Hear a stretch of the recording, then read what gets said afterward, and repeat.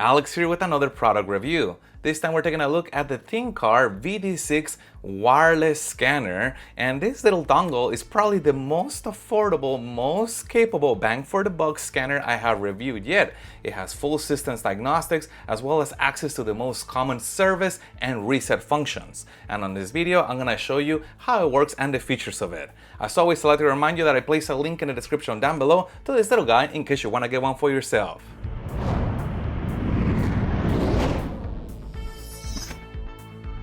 And we'll begin by connecting the BD6 to the OBD2 port. And the app is called Diag, and it is available for Apple and Android devices. Now we are given three main choices: to run a full systems diagnostic, access the maintenance and reset functions, or access the OBD2 functions. And let's begin with all system diagnostic. And here are the choices for all systems diagnostic. Full health report, select an individual system or vehicle information. Let's start with health report. And what the scanner is doing is checking the vehicle's computers to see if there's any fault code set on any of them.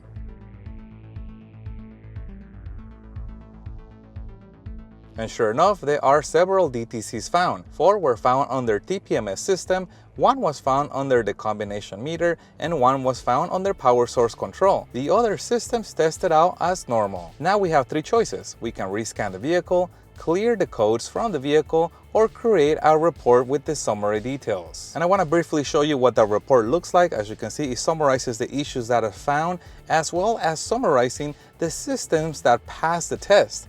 Now from here, you could choose to generate a PDF from this report in case you wanted to email that out or print it out. Well, let's take a look at the actual DTCs. I'm gonna go inside of TPMS, and it briefly tells me what the system does. And if I go to read the fault codes, we're gonna be able to find out the details of the issues that were found, and here they are. And we'll take a look at live data in a minute, but I do wanna show you that in the modules that are accessible on your vehicle, you could potentially live stream data or information coming from them. Let's also take a look at the combination meter. Again, tells us what it does, and if I go to read the fault code, we can see what that issue is for. And in case you're not familiar with the fault that was found, we can select that, and if I hit the search icon, it's automatically gonna send that information to Google. That way we can see if somebody has found the issue and possibly the solution for it. And finally, let's take a look at power source control. I'm gonna go ahead and read fault code, and here's what that issue is. Again, if I was not familiar with that issue, I can tap that, hit the search icon, and it's gonna send us straight to the internet, and it's gonna try to look for the answer as far as what that code is for. And if you did not need a full health report,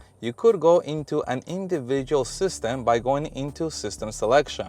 Now I want to show you what systems are on this vehicle. Your vehicle may have more systems or may have less systems depending on what it is equipped with. But let's take a look inside of engine control module. I'm gonna hit OK. Then let's take a look at read live data. And just like before, there are a lot of parameters in here that I could potentially pull data from. Now, what parameters are gonna be available on a vehicle are gonna vary again. Some vehicles have more capability as far as sending this information out than others, especially the newer they are. Now I'm gonna select all right here just so we can see that information, and I'm gonna hit OK, and we'll take a look at what the data looks like. And here's what that data looks like, and as you can see, there's a total of 21 pages of potential data stream PIDs, and you normally don't need to look at this many at the same time. Normally you only want to select a few that are of interest, and that is done by going back to the screen, selecting the ones that are interest to you with that check mark, and then hitting OK.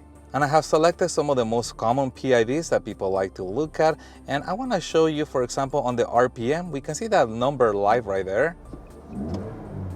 But it could potentially be helpful to look at that on graph form. You'll also notice that there is a combine icon right here, and this allows us to select up to 4 PIDs to look at them at the same time all together in one graph. Again, which could be convenient if you are trying to understand the relation between those PIDs and a potential issue that you may be trying to troubleshoot. There is also a record icon that allows us to log the information that is currently being streamed from the vehicle. That way you can review that later. And the next option is going to be maintenance and reset functions.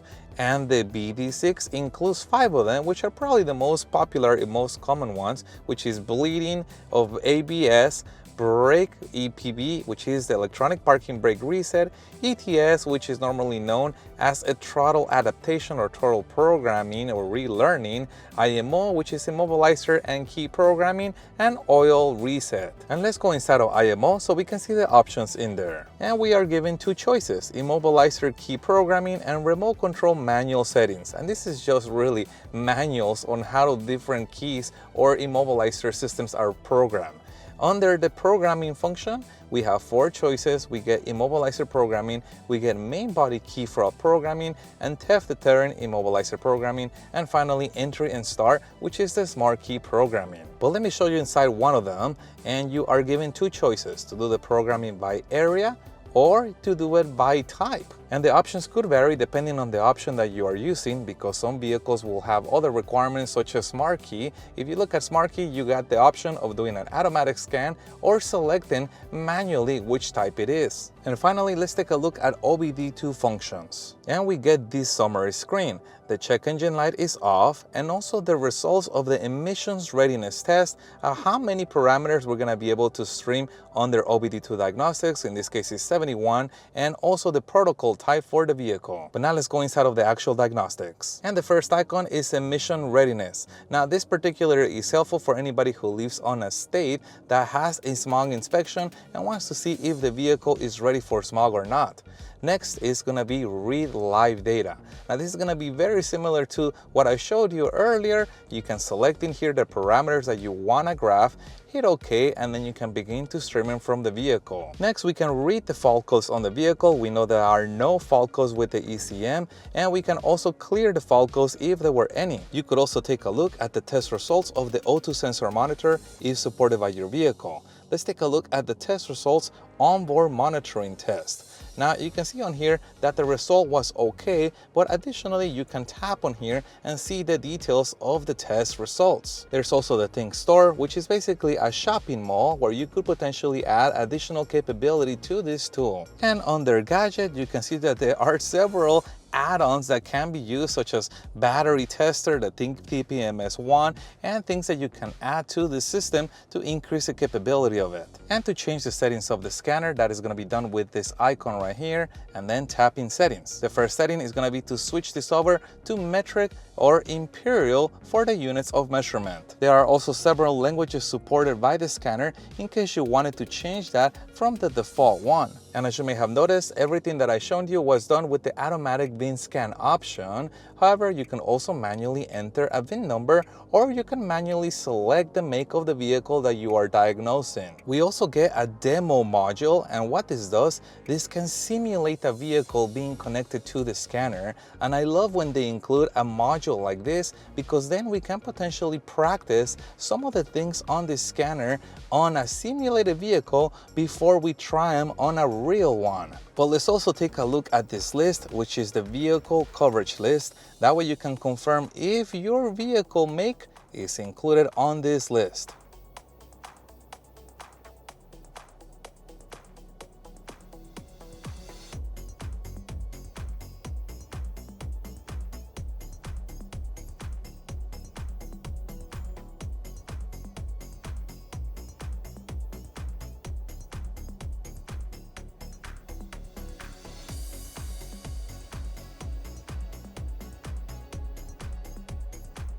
Also notice the download icon. Now, if all of them were to be downloaded to your phone at the same time, you could potentially end up with brands that you may never work on. For example, I don't own any Suzuki, so I would not need to have that downloaded. But for example, if I wanted to have the Volvo module downloaded, I can just tap on that, wait for it to download, and then it's gonna install automatically so I can use that. Also notice that after downloading the module, the vehicle make moves to the top because it is now installed on the phone.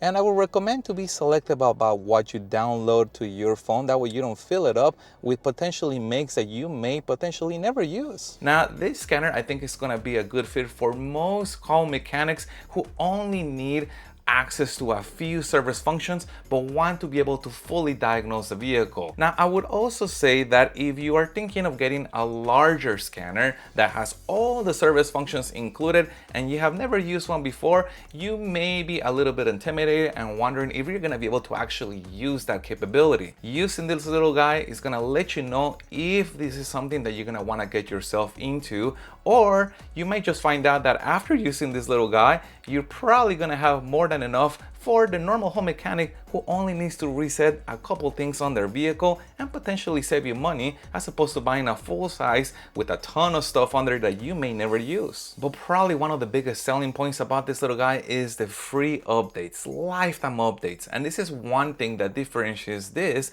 from the larger bi-directional tools. Again, those bi-directional tools that are larger are gonna require a subscription service to get updates. Here they are included for free, again, for the scanner and for the service functions that are included. So again, you could potentially save you money by buying something like this until you have really the need or the desire to spend a lot more money for a lot more functions and a subscription fee. But if budget is not an issue and you do want to get something more advanced up front, Thinkcar does have several options out there, and I have reviewed those. I'll put links to those in the description down below, along with a link in the description to this little guy in case you want to get one for yourself. And if you have any other questions regarding the BD6, please put that in the comments also, and stay tuned as I have a lot more scanner reviews coming up. Thank you guys for watching, and as always, I'll see you on the next one.